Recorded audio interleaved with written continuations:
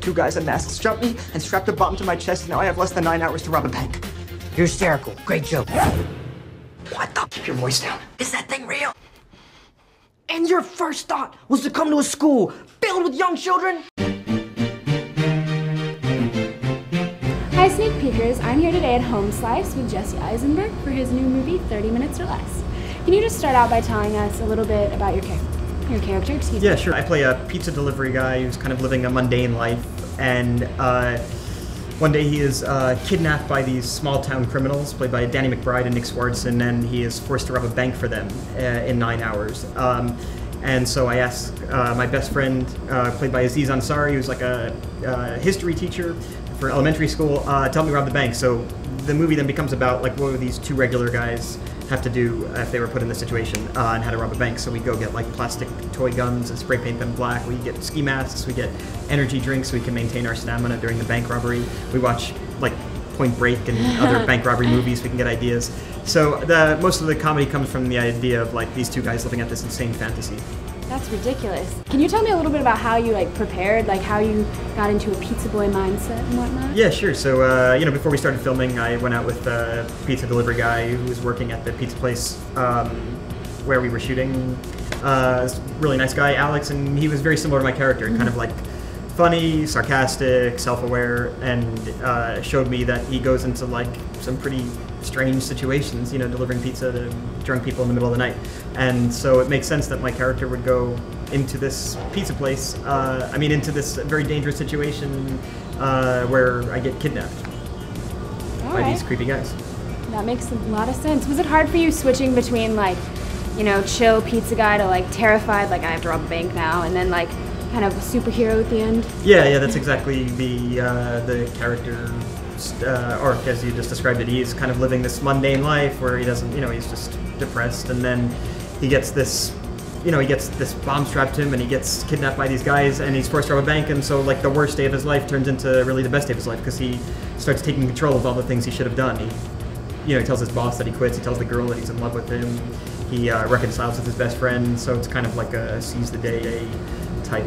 In 9 hours, there's a lot to do in 9 hours. Wow. Yeah. And working with Aziz Ansari and Danny McBride, what kind of set environment was that, being around so many like comics? Yeah, the guys are really funny, but as funny as the actors are in the movie, they take their jobs very seriously. So they're very funny, but funny in character. So when we're filming, it's kind of like, I think probably a fun misconception to have that actors who appear in comedies are like all fun all the time. Games. They're actually like, these guys work really hard and to come up with funny stuff for the movie, and it's really wonderful. They did such a great job. Nick Swartzen and Danny McBride play these evil, kind of criminals, but they're so sweet in the movie, and they're so dumb. The characters are so dumb that that you kind of like them as well. Very lovable. And y'all's chemistry all throughout the movie was wonderful.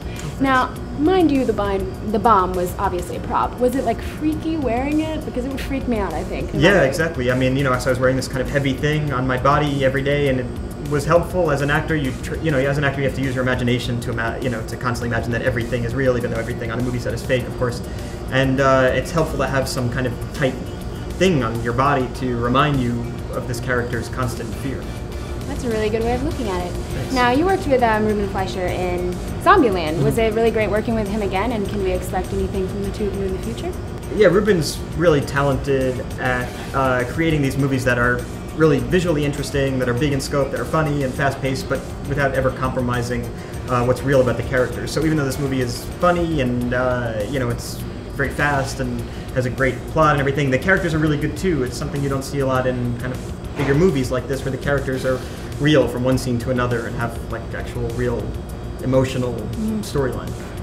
Right on. Are you kind of done with pizza now, or are you just like, pizza, too much of it at once? No, I love pizza. I grew up in New York City, where that's like the only food available. So.